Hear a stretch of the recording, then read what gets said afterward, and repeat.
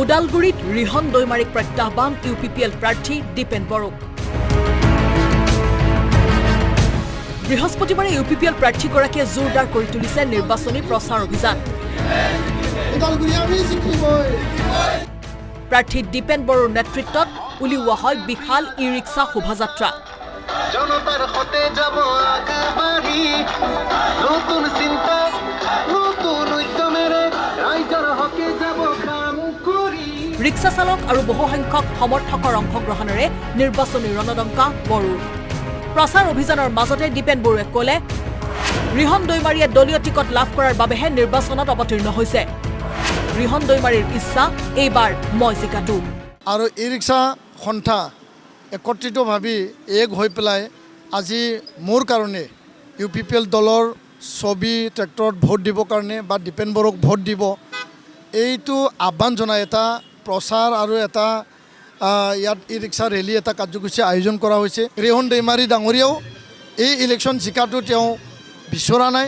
তেওঁ বিচাৰিছে যে দলে টিকেট দিছে মই খেলিছোঁ, কিন্তু জিকিম বুলি তেওঁ খেলা নাই।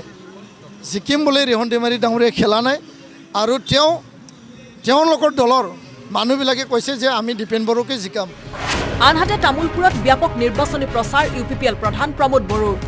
নিৰ্বাচনী প্ৰচাৰ চলি থকাৰ সময়তেই BPF ত্যাগ কৰি প্ৰমোদ বড়োৰ নেতৃত্বাধীন UPPLত যোগদান একাংশ নেতা কৰ্মীৰ। UPPL জিন্দাবাদ, প্ৰমোদ বড়ো জিন্দাবাদ। আমাৰ তামোলপুৰ জিলাখন প্ৰথমবাৰ এবাৰ শাসনকালত শাসনকালত অহাৰ লগে লগে তামোলপুৰ জিলাখন আমাক উপহাৰ দিছে। তো সেইজন নেতাক আমি এবাৰ কিয় সঁহাৰি দিলোঁ? তেনেকুৱা এজন নেতাক আমি যদি সমৰ্থন নকৰোঁ, কাক সমৰ্থন কৰিম?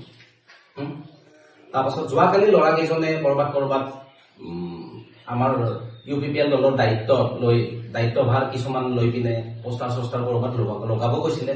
কিছুমান BJP কৰ্মীয়ে তেখেতসকলক হয়তো হকা বাধাও কৰিছে। ইয়াৰ উপৰিও বিজনীত তুংগত UPPLৰ নিৰ্বাচনী প্ৰচাৰ।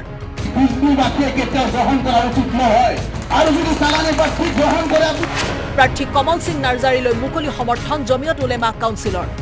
এইবেলি যি জমিয়ত উলেমা কাউন্সিলৰ আনুষ্ঠানিকভাৱে আজি আমাৰ ২০ নং বিজনী বিধানসভা সমষ্টিৰ UPPL দলৰ মনোনীত প্ৰাৰ্থী সন্মানীয় কমল সিং নাৰ্জাৰী ছাৰক আনুষ্ঠানিকভাৱে সমৰ্থন জনাইছে।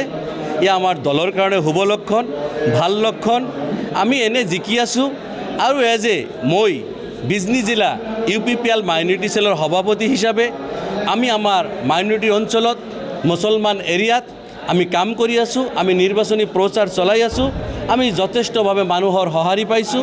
আমাৰ যিটো মানে নিকটতম প্ৰতিদ্বন্দ্বী কোন হ'ব এতিয়াও মানে বুজাটো টান, কাৰণ মানে অৰূপদেৱে ভাবি আছে তেওঁ হ'ব বুলি, মানে খলিল ৰহমানে ভাবি আছে তেওঁ হ'ব বুলি, কিন্তু আজিৰ দিনটোত মানে হয় অৰূপদেৱ হয়তো হ'ব পাৰে মানে নিকটতম প্ৰতিদ্বন্দ্বী, কিন্তু তেওঁ আমি মানে বহু ভোটৰ ব্যৱধানত আমি জয়ী হৈ যাম। আনহাতে সমষ্টিটোৰ চুকে কোণে UPPLৰ শক্তিশালী প্ৰাৰ্থীগৰাকী দিন ৰাতি একাকাৰ কৰি অব্যাহত ৰাখিছে প্ৰচাৰ অভিযান। সমান্তৰালকৈ বৰভূমিৰ প্ৰতিগৰাকী UPPL প্ৰাৰ্থীয়ে নিৰ্বাচনী প্ৰচাৰ তুংগত কৰি এই পৰ্যন্ত চমক সৃষ্টি কৰিবলৈ সক্ষম হৈছে।